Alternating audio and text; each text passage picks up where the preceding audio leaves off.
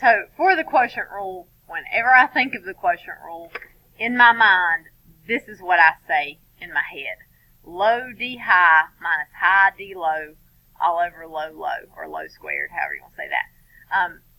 So low meaning the bottom function, your g of x, times D high, and so I guess I could put like a dot right here so we know that. And D high meaning the derivative of the top, minus high, so that's the top function, times the derivative of the low, all over low low, so low squared. There. So that's easy. So low D high minus high D low, all over low low, is a lot easier for me to remember and to think of which one's which in order to do these problems. The order matters big time on this. It has to be low D high minus high D low. It cannot be high D low minus low D high, because subtraction is not commutative. We cannot switch the order for our subtraction. So it has to be low D high minus high D low. So let's look at a problem for this, and then after we do our first problem, I'll let you listen to, definitely probably the best song anybody's ever made for this class.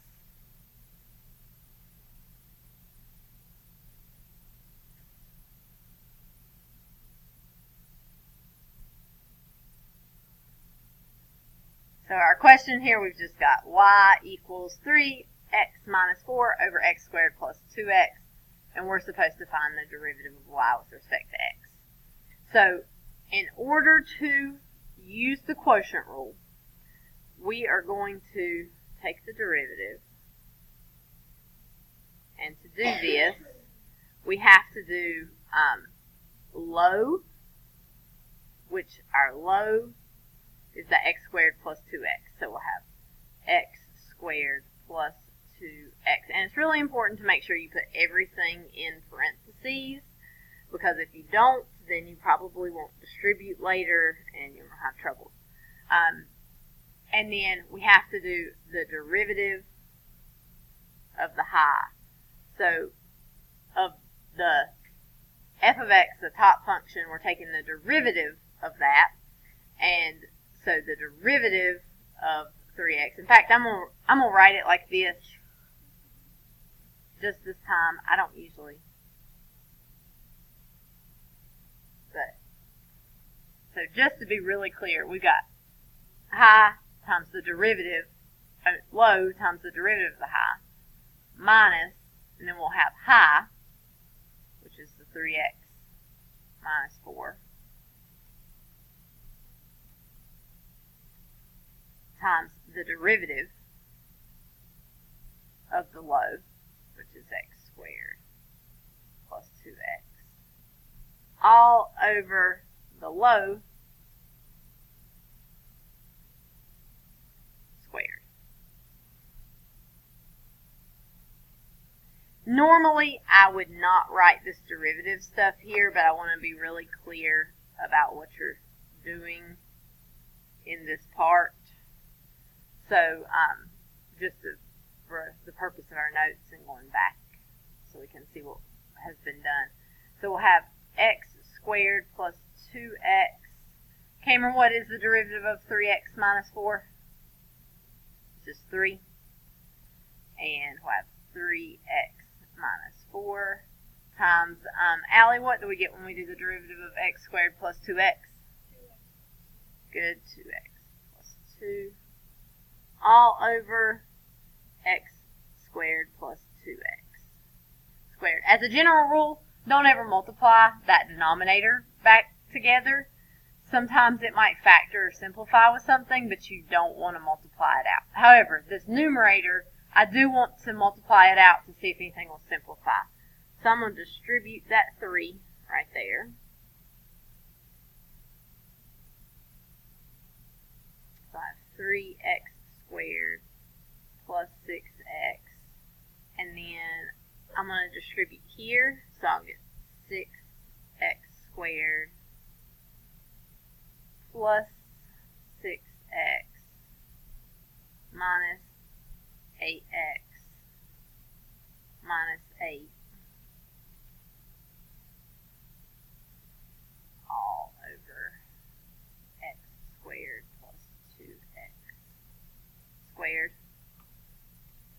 And then I'm just going to distribute this negative, so that will be minus 6x plus negative 6x plus 8x plus 8.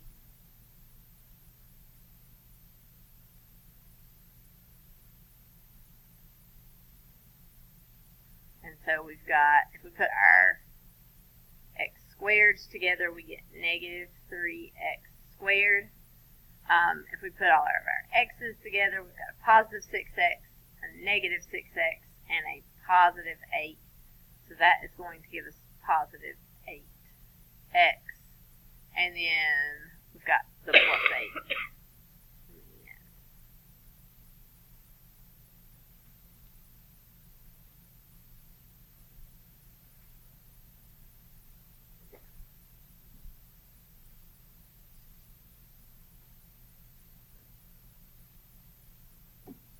I'm not certain, but I don't think that that is going to simplify there at all. But I'm going to get my notes out here to remind me.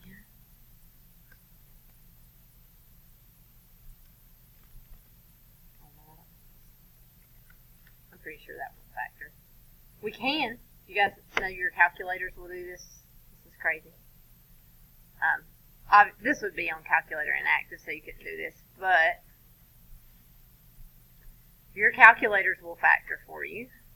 So I'm pretty sure that that x squared plus 2x is not going to cancel with anything in the denominator. I could factor an x out and I'd have x times x plus 2, but I don't think it's going to cancel. But if I want to factor this to be sure, if you do F2 and factor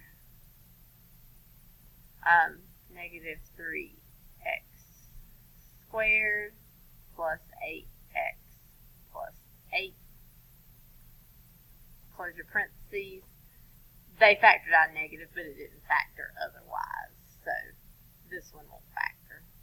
But if I wanted to factor, like I'm just going to pick something I know that factors that you shouldn't need this for, but like let's say I had x squared plus 3x plus 2. Calculator will factor it for you. So if you're having something that you don't know how to factor, you could always check the calculator there. Okay. Questions on this first one? Okay, let's listen to our song now.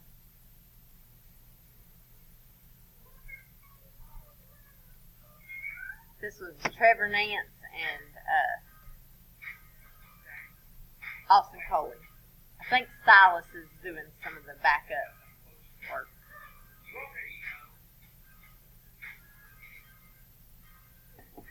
This is high quality production right here.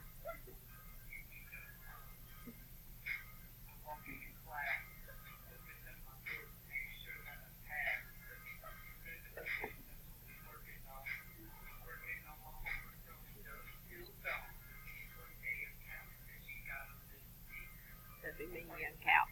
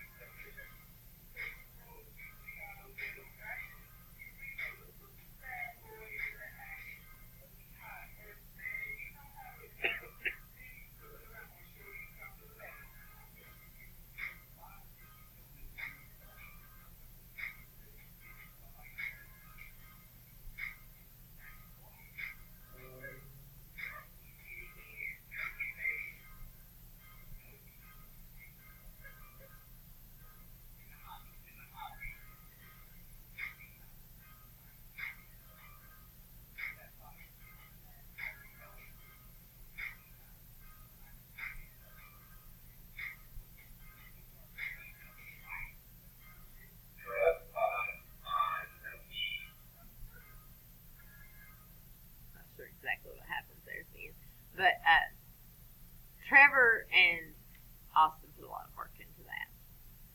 They might should have gotten even more than 10 points. That because all the music, it's not already a song. They came up with all of that already, all on their own. They did. Everybody else has always just done sort of like covers of other songs, but they spent many hours in the beat laboratory that they said, or that's what they called Trevor's basement, I believe. And they came up with all that on their own. They were funny. And then for the rest of the year after they made this song, we'd have a quotient rule problem, and I would ask one of them what the quotient rule was, and they wouldn't even tell me. They'd just say, "Man, you already know." So that one, I wish I knew things about. I'm sure there's a way that I could make this a video and put it on YouTube so that it would be more. I think I can put it on. Canvas. I just don't know if everybody can actually listen to it or not, because I know that we had a little bit of trouble getting it to where I could listen to it on my computer because they made it on Apple stuff and then it wasn't wanting to convert over. So I'll put it up there though, just in case. Whenever Hunter was probably 5 whenever they made this, and maybe 4 or 5. And it was his favorite song. He wanted to listen to it going down the road. I would put it on my phone and we'd listen to it going down the road because it was his favorite. So you too can get some extra credit if you feel like you have the creative ability to come up with all of this as well. All right. And these are, I didn't go back and number these normal. These are numbered funny because I've switched things up a little bit this time. I kind of cut and pasted my notes. So they're a little bit weird.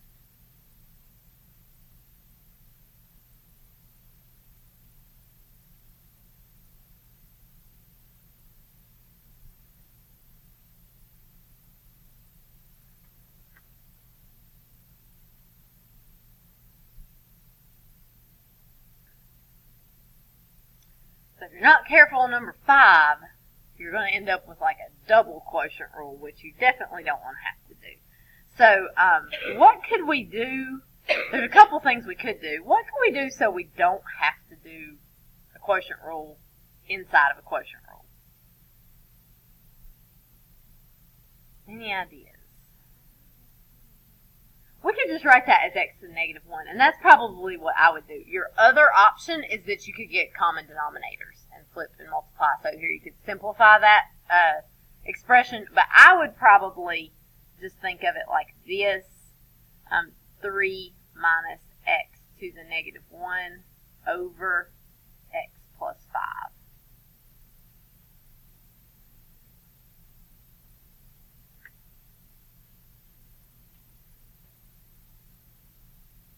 And so we've got to do the low, so that would be x plus 5 times d high. So that is the derivative of 3 minus x to the negative 1. What's the derivative of 3? 0. What's the derivative of negative x to the negative 1? It's going to be 1x to the negative 2. Then we have to do minus high. So for our high, we've just got 3 minus x to the negative 1.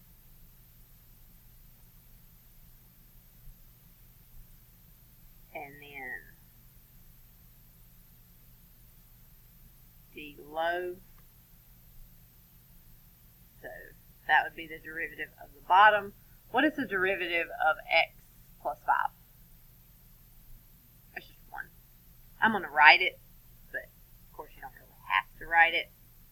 All over, let's see, all over that low squared. So we're going to have the low is just x plus 5.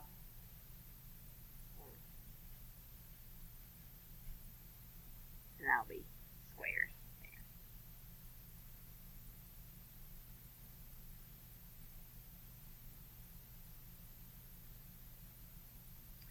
Alright, so this can be a little bit tricky with those negative exponents. Also, let me point out, free response. You can stop here. You don't have to simplify it at all, as long as you don't need to do anything else with it, or, sometimes you need to simplify it just to make it easier to plug a number in or something. But if it just asks for the derivative on a free response, you could stop right there. Even with this like times 1 over here on the end that looks weird and all that, you can stop. But usually you're either going to need to do something else with the problem, so you need to simplify, or it's a multiple choice, so you got to simplify. So here we would distribute. And so whenever we distribute, that x has an x to the first power, so we're going to add the exponents there. So 1 plus negative 2 is going to give me x to the negative 1. And then I'll have 5x to the negative 2. And then right here, this 1, I could distribute it, but this is going to be the same. So basically, I just need to distribute that negative. So I've got minus 3 plus x to the negative 1. And you don't really ever need to multiply the denominator out. Just leave it alone.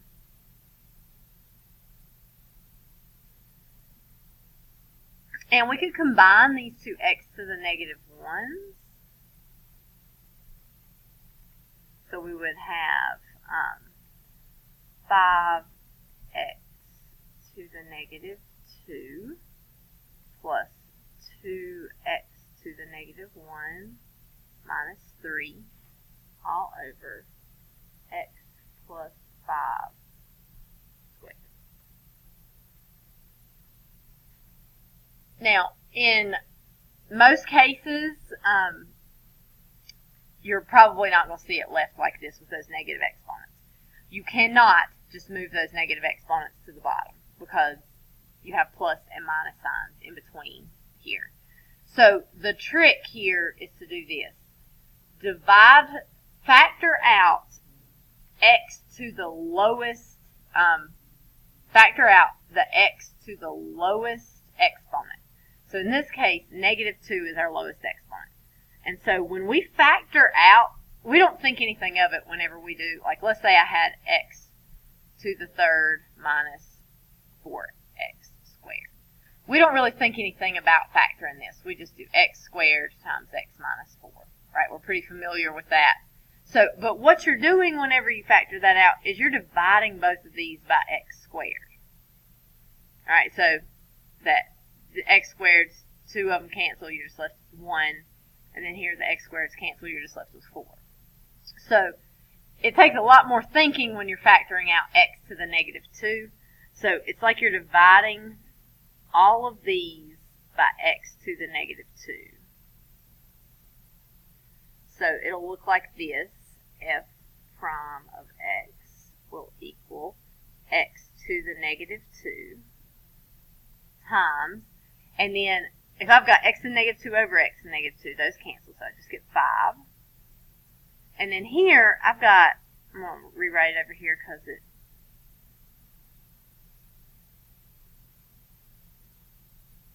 looks a little weird. So if I've got this, then I would switch them. So I'd have 2x squared over x to the first. I would move those negative exponents to the other side of the fraction bar. And then one of these x's could cancel, so I would just get 2x. And then for the last one, I've got minus 3 over x to the negative 2. So I could move that x to the negative 2 up to the top and make it 3x squared all over x plus 5 squared. And the last thing that you would probably see done, because it's x to the negative 2 is multiplied by what's in those parentheses, you can move it back down to the bottom. So you would probably see this written like this: 5 plus 2x minus 3x squared all over x squared times x plus 5 squared.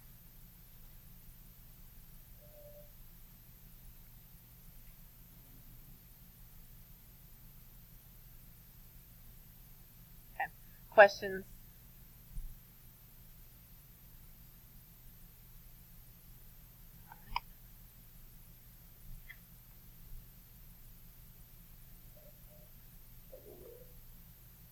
Okay, all right, so for this one, I want to point out, you do not have to use the quotient rule for every division problem, and this is an example of that.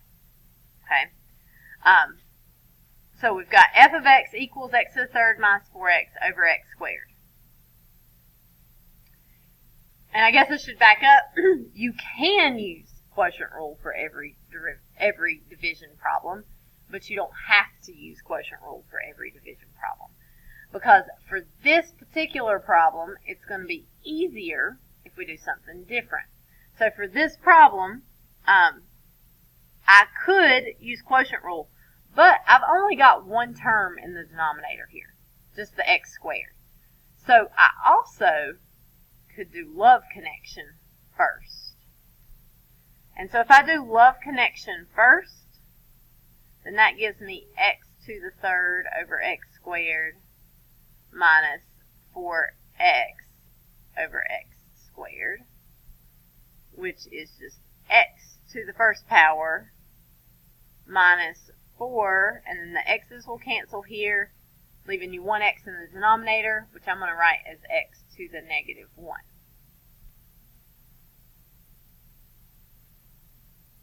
So by doing love connection here, now I've got the problem ready where I could just use the power rule for this one.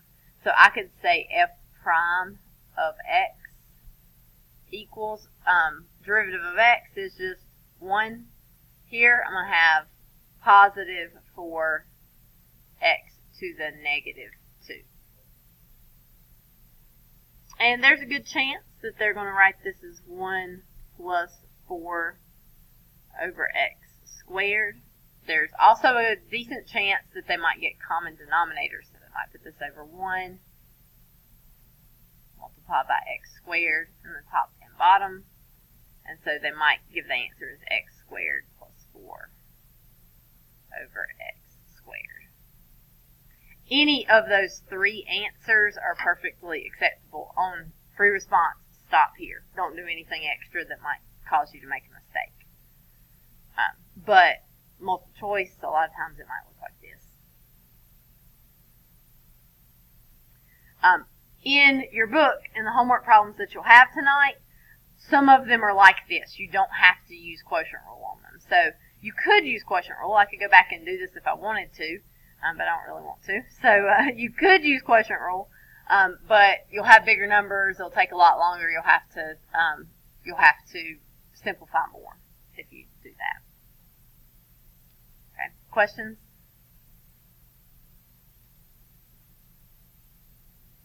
Okay, let's do this one.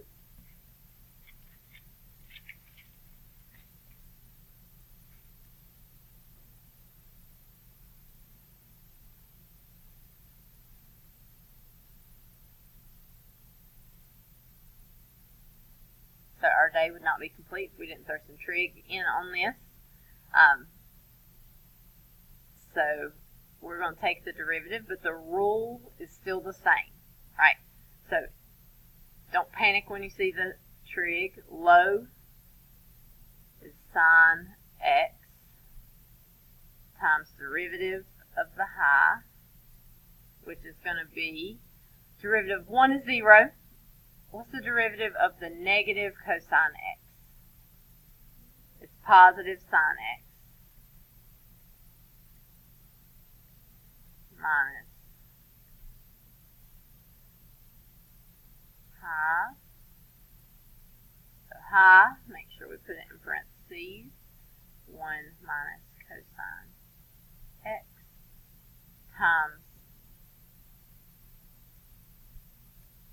derivative of the low.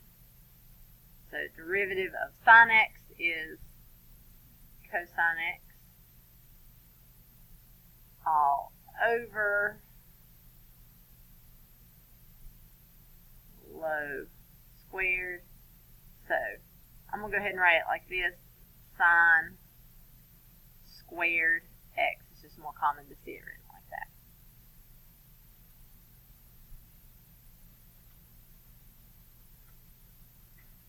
Sine x times sine x. Sine squared x minus, let's distribute that cosine x.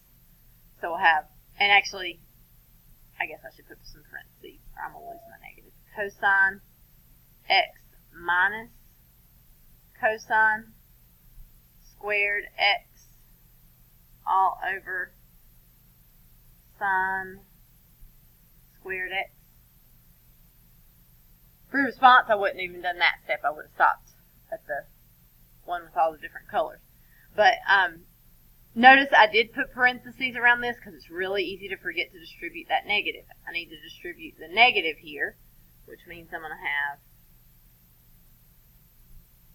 sine squared x minus cosine x plus cosine squared x over sine squared x.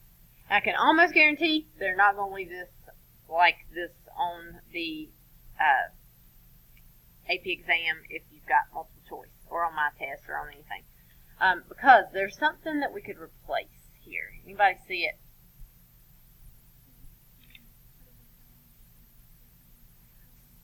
Sine squared x plus cosine squared x, what does that equal? It equals 1. So we could take this right here, sine squared x plus cosine squared x. When we put those two together, we just get 1. So our derivative here is probably going to be given as 1 minus cosine x over sine squared x.